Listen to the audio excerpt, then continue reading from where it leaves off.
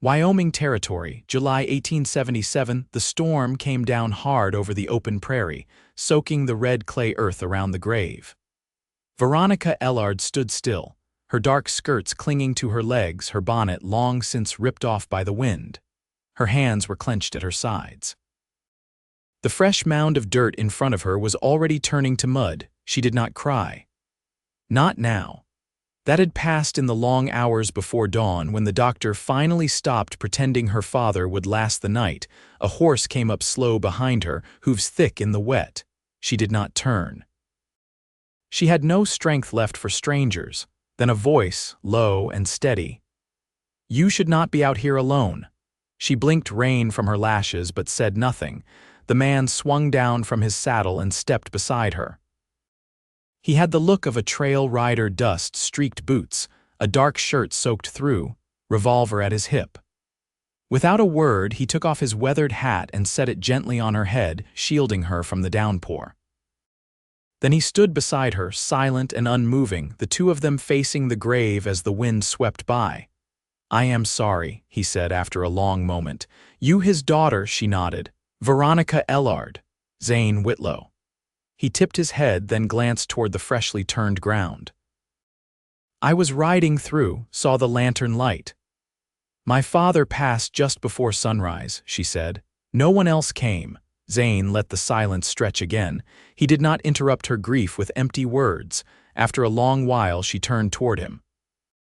Her face was pale, freckles standing out against sun-worn skin. "I do not know what happens next." Zane looked over her shoulder at the small, weathered homestead behind them, just a two-room cabin and a leaning barn. "You live here alone." "My father bought the land 10 years ago." "I was 8, she swallowed. "He kept the records. I do not know who owns the grazing rights. I do not even know how much is left in the bank. You got any kin in Illinois, but I have not seen them in years." Zane looked back at the grave. "You cannot stay out here alone." "Not with winter coming. I am not leaving," she said. "Not until I bury him proper, not until I figure out what to do with his land." Zane studied her for a long second. Rain dripped from his hair and down his neck. He could have ridden on, he should have. He had not planned to stop. But something about the way she stood her ground, soaked and alone, stirred something in him he had not felt in a long time. "I can help," he said, her eyes flicked up. "Why would you?" he shrugged. "Because someone should." Veronica hesitated, then nodded once. "We need to bring in the horses." The barn door broke in the wind. "I will see to it." He turned and walked toward the barn, boots squelching in the mud. Veronica stood a moment longer at the grave, one hand pressed to the brim of the hat he had given her. By nightfall, the horses were dry and fed, the broken barn door propped up with fence boards. Zane had gathered dry wood and started a fire in the hearth. He had not asked for food. He had not asked for anything. Veronica sat across from him, a wool blanket wrapped around her shoulders, her father's old coffee tin in her hands. The cabin creaked in the wind. Thunder grumbled low to the west. "You from around here?" she asked. "Texas-born, rode fence in New Mexico for a while." "Been drifting the last few years." She watched him. "You always stop for strangers, only the ones standing in the rain." Her lips twitched, the first sign of something other than grief. He looked around the room at the shelves her father had built, the rifle above the door, the drawings tacked near the window. "You built a life here. It was not easy." She stared into the fire. "But it was good." Zane nodded. "You do not have to give it up." "Not if you do not want to." "I do not know what I want," she said quietly. He let the fire crackle between them. "You do not have to decide tonight." Later, after she had fallen asleep in the rocker, blanket tugged up to her chin, Zane stepped outside. The rain had stopped. Stars blinked through the clouds. He looked out toward the grave. Then back at the cabin. He had ridden through 100 homesteads, never stayed more than a night. But something about this place about her felt different. Inside, Veronica stirred. He stepped back in and closed the door. The next morning, she woke to the smell of coffee and the sound of someone splitting wood. She sat up slowly, blinking against the morning light. Her father's hat was still in her lap. When she stepped outside, Zane looked up from the woodpile. "I figured you would need it," he said. She stared at him a long moment. "Why are you really here?" He set down the axe. "Because you should not have to face this alone." Her throat tightened. She nodded once. From that point on, Zane stayed. He fixed the water pump behind the house. He rode into town and sold the last of the cattle, brought back flour and salt and a packet of seeds. He built a new barn door. He taught her how to check the fence lines. At night they sat by the fire. Sometimes they talked. Sometimes they just sat. One evening, as cicadas buzzed in the grass outside, Veronica looked across the room at him. "You could go. You have done more than enough." Zane met her eyes. "I do not want to go." She felt something shift in her chest. Neither of them spoke for a long minute. Then she said, "Neither do I." He crossed the room in 2 steps, reached out and brushed her cheek with the back of his fingers. Her breath caught. "You are not alone anymore," he said, and for the first time in weeks she believed it. Outside, the prairie wind blew soft through the grass. And inside, something new began. The sun rose thick and pale over the prairie, casting long amber light through the cottonwoods that bordered the creek. Veronica stood at the edge of the field, squinting toward the horizon where the soil darkened and dipped, marking the edge of her father's western boundary. Her palms were rough from fence work, and there was a steady ache in her shoulders that hadn't been there before.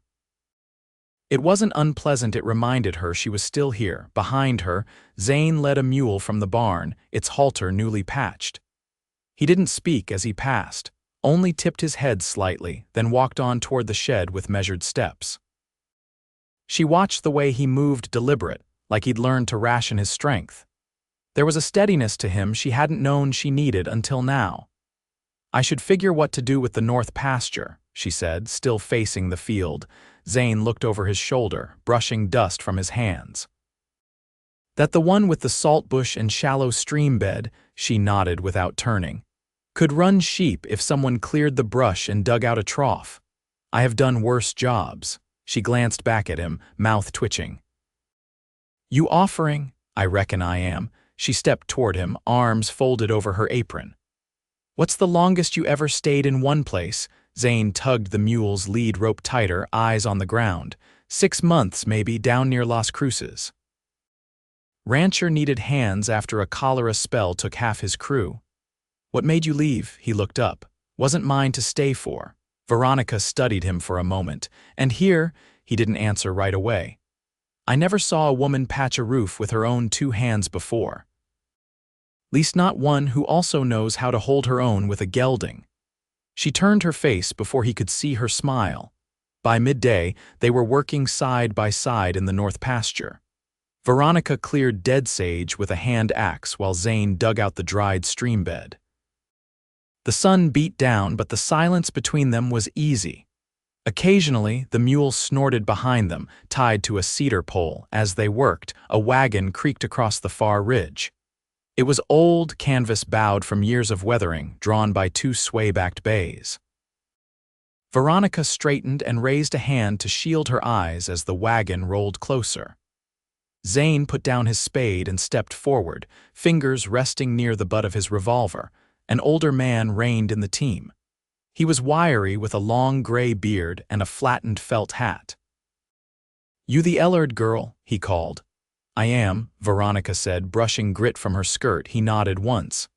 "Name's Enoch Price. I came through here years back, traded with your pa, heard he passed." She stepped forward. "He did, at the start of the month." Enoch looked past her toward the house. "He owed me 2 sacks of barley and a cedar yoke. We had an agreement." Zane stepped beside her but stayed quiet. Veronica lifted her chin.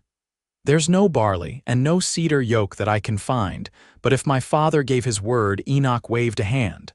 No, I didn't come to collect. Just wanted to say I remembered him fair, and to see if you needed anything." She blinked. "That's kind of you." He gestured toward the back of his wagon. "Got a bolt of canvas, some coffee beans, and a spare whetstone. Nothing fancy, but it's yours if you want it." Zane stepped forward. "You come all this way for that?" Enoch shrugged. "Man gets to be my age, he remembers who treated him decent." Veronica felt something tighten in her throat. "We'd be grateful, Mr. Price." "Enoch," he corrected gently. They unpacked the supplies together. Enoch refused payment, only asked for water and a place to rest before heading south again. He left by evening, tipping his hat as the wagon creaked off into the lowering light. When he was gone, Veronica stood holding the whetstone in her palm. "My father never told me about him," she said softly. Zane took the whetstone and turned it over. Maybe he figured he didn't need to. Some things are better known by how they're carried, not how they're told. That night, Veronica sat by the front window, mending a hem by lamplight. Zane was on the porch, boots propped on the railing, one hand resting on the banister, watching the stars climb. The quiet between them had changed, not empty, but full of things not yet spoken. She leaned back in the chair and called through the open door, "Did you ever think about having a place of your own?" He didn't answer right away. "Then, sometimes, usually when I see someone who's managed to keep one." She set her needle down. "And now," Zane turned his head slightly, his silhouette framed in the lamplight. "Now I reckon I might be thinking about it again." She didn't reply. But she rose, walked to the doorway, and leaned against the frame. He shifted to make room for her on the bench. As she sat, the only sound was the rustle of wind through the cottonwoods. In the distance, a coyote called. Zane reached out slowly, his fingers brushing against hers along the bench's edge. She didn't pull away. And when their hands rested together, warm and unspoken, it felt like something had quietly begun to root itself deep in the earth beneath them. The wind shifted from the north, carrying the scent of pine and river stone. That morning, Veronica stood at the edge of the creek, her boots sunk into damp earth, sleeves rolled to her elbows as she scrubbed a tin basin clean. A patch of wild mint grew along the bank, brushing her ankles. The sun hadn't yet burned off the last of the mist, and the air still held the hush of early light. Zane stepped down the slope, a coil of rope slung across his shoulder, his shirt damp with sweat from the morning's fence work. He stopped a few paces away, watching her rinse the basin with careful hands. "There's a cedar snagged down near the southern line," he said. "Deadfalls blocking the gate." She set the basin on a flat rock. "Could use the wood for posts." "Might hold better than that pine." "That's what I was thinking." He glanced toward the trees. "I'll hitch the mule and bring the saw." "I'll come," she said, brushing her hands dry on her skirt. "I want to see how much of the fence is still standing past it." They set out along the property's edge, following a faint trail where deer had passed through. The land sloped gently upward, flanked by rabbit brush and cottonwood. They didn't speak much as they walked, but it wasn't silence born of distance. It was the kind that settled between people who had grown comfortable in knowing the other would still be there when the words came. When they reached the snag, Zane studied the split trunk. Storm must have hit it square. Veronica stepped closer, eyeing the splintered branches. "I never walked this far when my father was alive. He always said it wasn't worth the trouble, that the soil turned stony out here. Maybe, but it's still yours." She ran a hand along the rough bark. "It doesn't feel like mine yet." Zane crouched and began unwinding the rope. "Give it time. Land doesn't take to a person all at once. You have to work for its trust." She looked down at him, one corner of her mouth lifting. "You speak like you've done that before." He didn't look up. "I tried." Never stayed long enough to finish.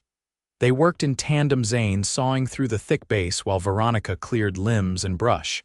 By midday, they had a pile of usable timber and a clearer view of the fence line beyond. It sagged in places, but the wire still held.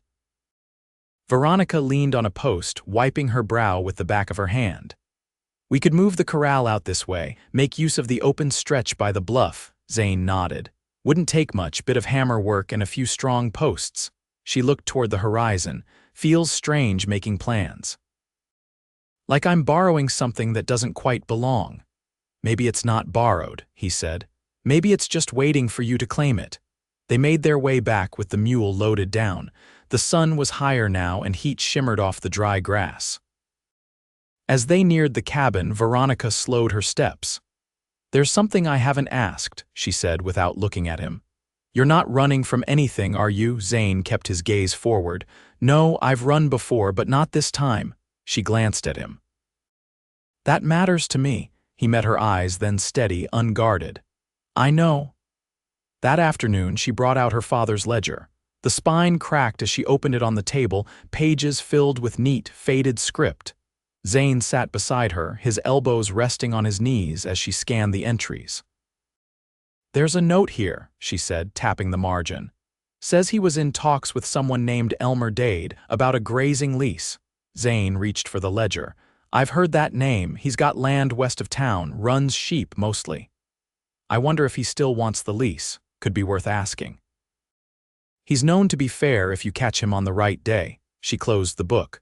I'll ride in tomorrow, see if he'll speak with me. Zane studied her for a moment. You want company? She shook her head. No, I need to handle this one on my own. He didn't press her, just nodded.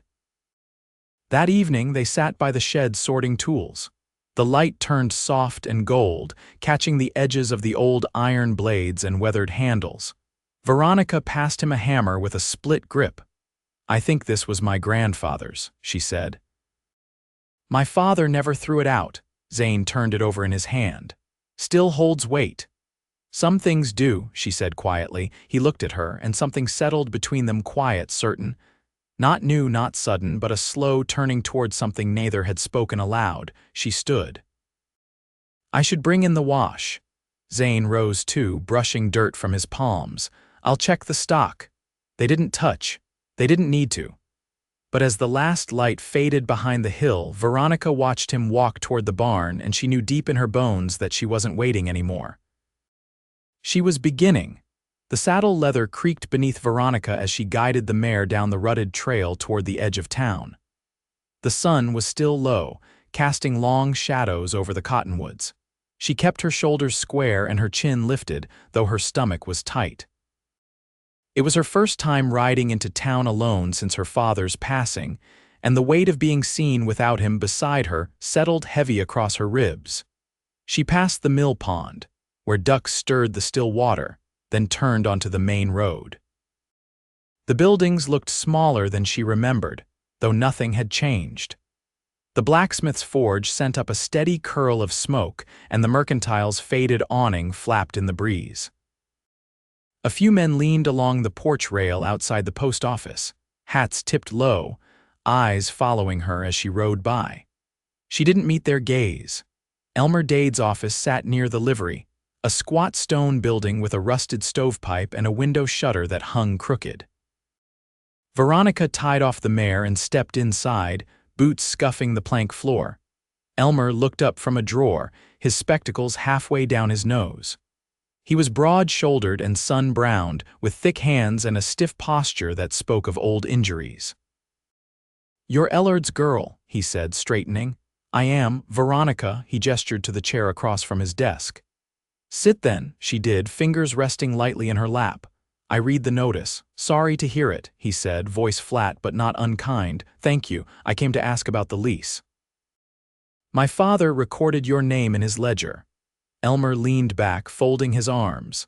We talked years back. He was cautious, wanted to make sure the grass could take sheep after cattle ran it so long. It can. I've walked it.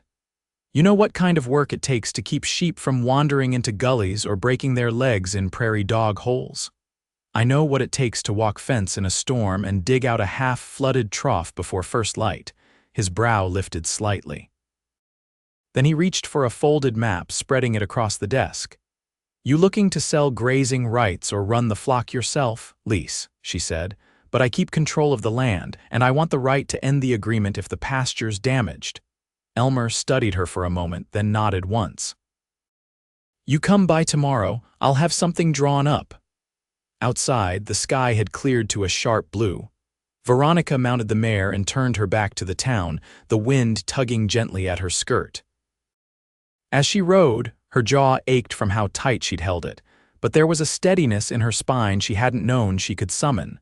Zane was in the field when she returned, kneeling beside a cracked wheel hub.